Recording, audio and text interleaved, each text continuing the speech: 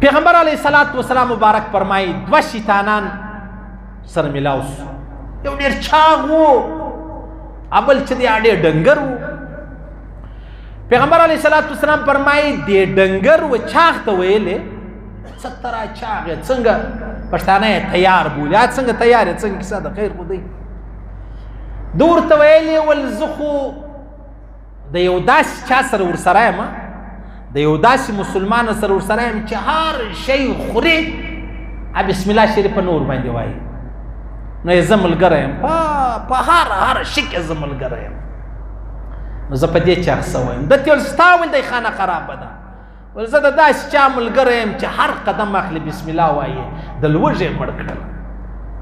دا دوه شیطانان دوی په خپلو کې سره وایي بقول جناب نبی کریم صلی الله علیه وسلم زما او ستا دپاره هر قدم په بسم الله په الله سره، هر قدم چې ما او تا ماښام دروازه بندوو بسم الله ووایه، نه شیطان نه پیری نه جن تر دیواله نسي راوښتی زما او ستا کور تر اسمانه تللی سي زما او ستا کور له نسي راوښتلی. ولې؟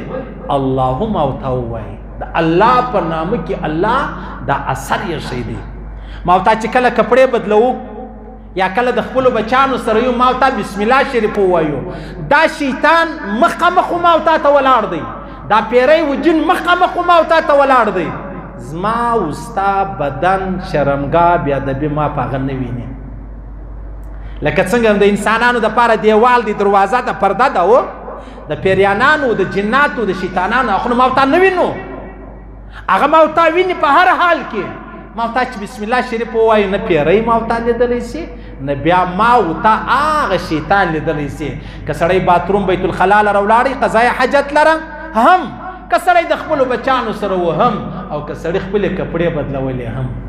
بسم الله شریف کې الله دومره عظیم اثر چې دی هغه یې ښه دی. بیا روایتو کې راځي عبدالله ابن مسعود فرمایي رضی الله تعالی عنه د جهنم 19 افسران دي، د جهنم 19 داروغې بلل کېږي افسران دي. د جهنم ټوله کیسه د دوی په غاړه ده.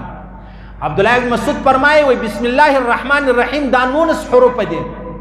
که سړی د دا 19 داروغو افسرانو څخه چې د جهنم د ځان خلاصوي بسم الله شریف ووایه، په دغه بسم الله په هر حرف باندې ته د جهنم د یوې افسرې څخه ځان خلاصولی شي د عذاب څخه. بسم الله شریف کې الله دغه اثر چې دی هغه یې ښه. بسم الله شریف کې الله دغه اثر چې دی هغه یې ښه دی. او ما او تا څه په خبر صحیح؟ بسم الله الرحمن الرحیم څونه انتکه کلمه ده. د شیطان مې پټوي، د جناتو مې پټوي، حتی زما او ستا کور لرم شیطان پیری چې دی هغه نسي راتللی. که تا موټر بندوي، که تا کور بندوي، که تا دکان بندوي، که تا دفتر بندوي، بسم الله شریف ووایه، خبره خلاصه شوه. بیا روایتو کې راځي مخکې خبره درته کړې ده. اشرف علي تانوي صاحب رحمه الله فرمایي و یو باچا و سر بیا ډېر درد کوي. بیا حضرت عمر فاروق رضی الله تعالی عنه لره خط راواستوي چې یاره یو تعویز ماویز یو شی راکړه، سر مې ډېر درد کوي اکثره. بیا حضرت عمر فاروق رضی الله تعالی عنه یو تعویز ورکړي. چې ور یې کوي نو هغه په خولۍ کې یا په غاړه هر شی چولو، دا چې ده به تعویز ولګوي یا په خولۍ کې یا په غاړه به وسړوي د سر درد به شو. ډېر حیران سو چې زما دونه هغه دایمي بیماري چې بولي زما دونه د سر درد د وخته وخته زه به هېڅ نشي کېدی تاج. نو قرار د خپلو وزیرانو سره ناست دی دا حضرت عمر فاروق رضی الله تعالی چې کوم تعویز ورکړی و هغه یې خلاص کړ. چې خلاص یې کړي په هغه کې لیکلي و بسم الله الرحمن الرحیم، بسم الله الرحمن الرحیم.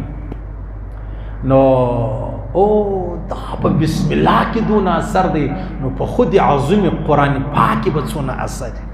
بسم الله شریف ووایست پر هر قدم، پر هر سا چې ما او تا پرې وځو، پر هر ګوله، پر هر غړپ.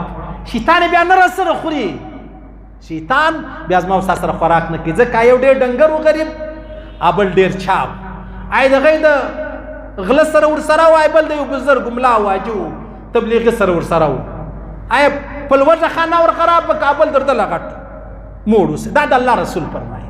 دا خبره ختمه شوه.